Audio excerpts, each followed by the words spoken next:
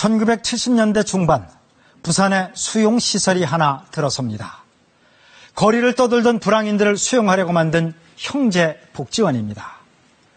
실상은 복지원이라는 이름과는 정반대였습니다.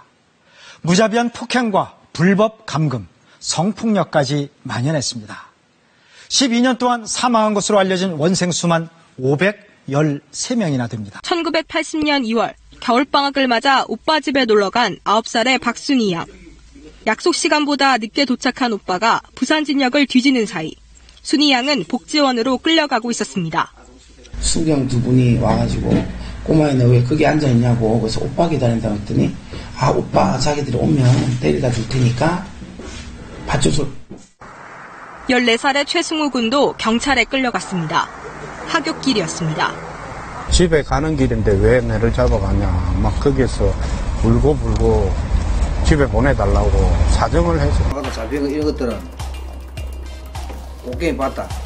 곡괭이 그걸 갖다 그걸 때리면 곡괭이 자루 곡괭이 자루를 쇠덩어리를 빼고 이 자루만 가지고 곡괭이 자루로 네. 엉덩이를 때리고 한 대 맞고 막 덩들이 맞고 때리보면 그냥 쫙 뻗어보지. 애들도 그렇게 때리는 거죠? 10살 내가 애들 내가 직접 맞았는데 뭐. 부산역에서 잡혀가거든. 부산역이 내리자마자 바로 잡아갔는데 하지도 않았는데 기차에 내리자마자 바로 잡아갔다. 그렇죠. 그 소대장이라는 사람들이 애들을 갖다가 특히 아동소대에서 그런 일이 많이 일었어요. 그냥 그런 경우는 이제 애들이 그렇게 당해도 어디 가서 하소연도 못 하는 거예요. 그거는. 만약에 반항하고 그러든지 소대장한테 지켜버리면은 걔 같은 경우는 완전히 이제 그 소대 내에서는 완전히 이제 뭐 이게 되는 거를 왕따가 되는 것이고. 이렇게 경찰에 끌려온 사람들은 1986년에만 전체 수용자의 83% 정도. 대부분 집 주소까지 있는데도 마구잡이로 복지원에 끌고 간 이유는 뭘까?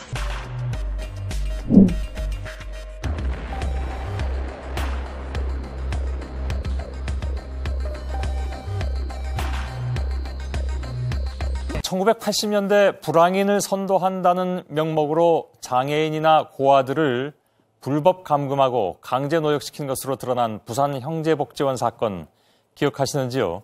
최근에 피해자들에 대한 정부 지원을 규정하는 특별법이 국회에 상정되기도 했는데요. 오늘 형제복지원 피해자 대책위원회가 그동안에 공개되지 않았던 과거 문서들을 처음으로 공개했습니다. 당시 정부가 복지원 내부 상황을 알고도 덮으리한 것이 아닌가 하는 의문이 제기되는 대목이 꽤 많습니다. 형제복지원 진상규명대책위원회가 그동안 공개되지 않았던 과거 문서들을 오늘 처음으로 공개했습니다. 최근 신체장애자 구걸 행각이 늘어나고 있는 바 실태 파악을 해서 단속 보호 조치하고 결과를 보고 바랍니다. 1981년 전두환 전 대통령이 총리에게 자필로 지시한 서신입니다. 이후 각 지자체들이 거리에 떠도는 불황자, 취객, 가출 학생들을 잡아들이며 복지원에 강제 수용했습니다. 강제 노역이 횡행했지만 부산시는 형제복지원에 매년 보조금을 지급했습니다. 당시 문서들은 부산시와 관할구청이 상황을 방치하고 있음을 잘 보여줍니다. 수사가 윗선의 지시로 가로막힌 사실도 드러났습니다. 전두환 정부 시절 삼천교육대와 함께 이른바 인권유린의 쌍두마차로 불렸던 형제복지원의 참상은 500명이 넘는 사람의 사망자가 발생했는데 그 사망 원인을 밝히기 위한 수사를 시작했다가 그것도 좌절됐죠. 복지원장 박인근 씨의 개인 횡령 그리고 건축법 위반 혐의 등만 검찰은 기소했습니다. 폭행과 성폭행, 살인 등이 벌어졌다는 증언과 정황을 두고도 제대로 수사하지 못했습니다. 당시 수사관이었던 이상복 씨는 내사 초기부터 압박이 있었다고 말했습니다.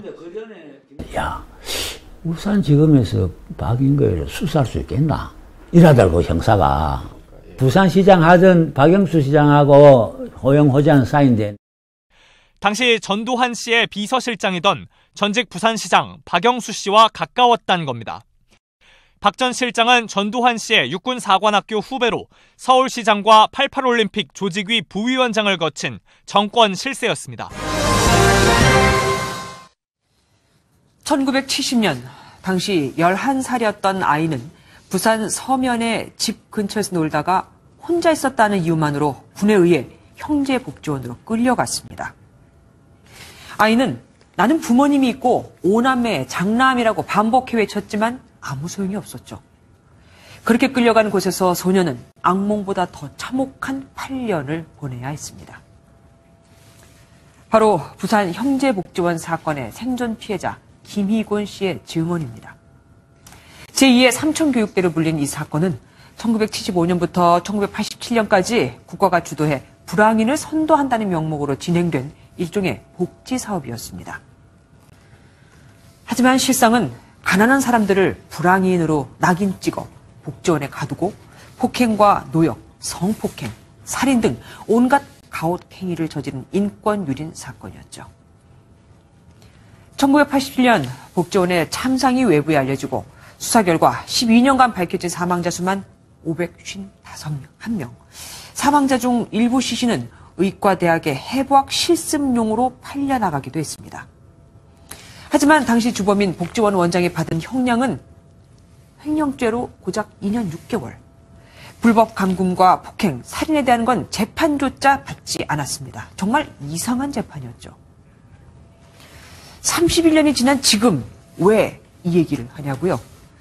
검찰 과거사위원회가 최근 진상규명이 필요한 우선조사 대상 명단에 이 형제복지원 사건이 두 번째로 올라갔거든요. 형제복지원 사건은 단순히 민간인이 운영하는 시설에서 빚어진 게 아닙니다. 국가 법령에 따라 시설이 운영됐고 국가가 운영비를 전액 부담했으며 국가가 감독을 하는 가운데 빚어진 일이니까 간단히 말하면 국가폭력 사건입니다. 이번만큼은 사건의 진상이 제대로 규명돼야 합니다. 특히 어떻게 이런 끔찍한 일이 벌어졌고 그동안 누가 진실을 은폐하려고 했는지를 명명백백히 밝혀내야 합니다. 가해자와 책임자가 응분의 대가를 치르게 하는 건 또 당연한 거고요. 그래야 억울하게 피해를 본 형제복지원 희생자들의 한을 조금이나마 풀어줄 수 있을 겁니다. 또한 그 어떤 권력도 힘없는 국민의 인권을 함부로 해서는 안 된다는 걸 확실하게 인식시켜 주게 될 겁니다. 뉴스점이었습니다. 문무일 검찰총장이 눈물을 흘리고 사죄했습니다. 1970년대와 80년대 심각한 인권 유린을 당한 형제복지원 피해자들을 만난 자리에서였습니다. 피해자들은 한많은 세월을 증언하면서 검찰의 과오를 질책했고 진상규명을 위한 특별법을 통과시켜달라고 촉구했습니다. 이지혜 기자입니다. 문무일 검찰총장이 형제복지원 피해자들을 한 명 한 명 마주했습니다. 그리고는 고개를 숙였습니다. 너무 늦어서 참으로 송구스럽다는 말씀을 드리고 싶습니다. 과거 자신들을 외면했던 검찰의 수장과 마주한 피해자들 목소리는 가늘게 떨렸고 30여 년 한많은 세월은 울음으로 터져나왔습니다. 학교 가고 싶다고 해도 보내주지 않고 차 안에서 구타, 감금, 폭행 얼마나 많이 당했는지 생각만 하면 할수록 막 치가 떨리지만 우리는 이제 군인도 아닌데 군대식으로 1수대, 2수대 이런 식으로 이제 소대원을 부르고 얼마나 많이 맞고 내가 잘못 안 했는데도 단체로 기합을 주시고 전두환 정권의 눈치를 보면서 인권 유린을 묵인했던 검찰을 겨냥해 질책도 이어졌습니다. 검찰이 조금만 더 신경을 쓰고 준비를 하였더라면 지난 30년 동안에 여기 살아있는 수많은 생존자들의 피와 땀이 이렇게까지는 깊지 않았으리라고 감히 생각하게 됩니다. 문 총장은 눈물로 사과했습니다. 과거 정부가 법률에 근거 없이 내부부 훈령을 만들고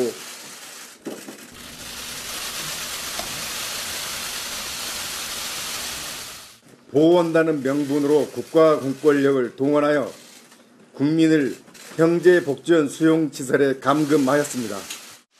피해자들은 사과만이 아닌 국회에 계류 중인 진상규명을 위한 특별법 통과를 위해 검찰도 더욱 협조해 줄 것을 촉구했습니다. JTBC 이지혜입니다.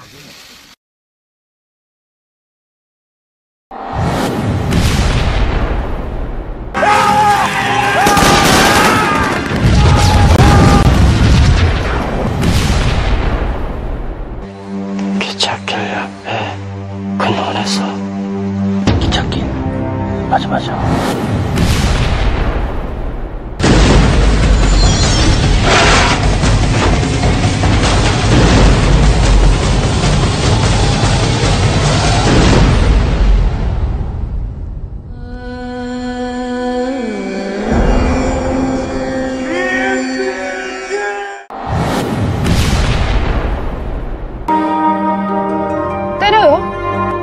장애 아들을요?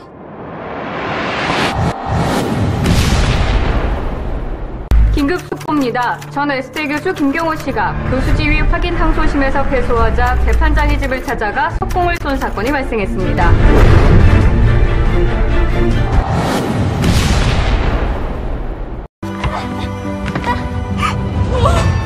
거기 편지하고 주소 있다.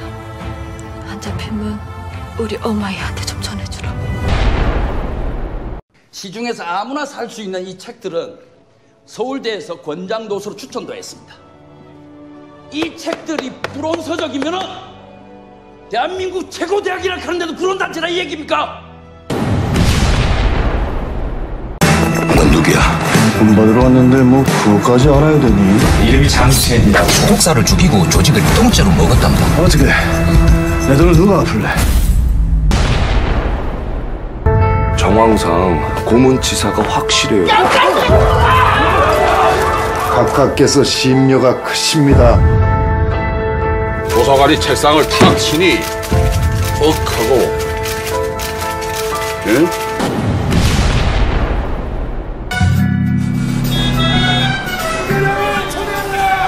대마요 대학 간다. 내 5천원만 받을게. 됐지? 뭐 봅시다. 자, 3천원만 받아. 제시가 영어 쪽가 되잖아요.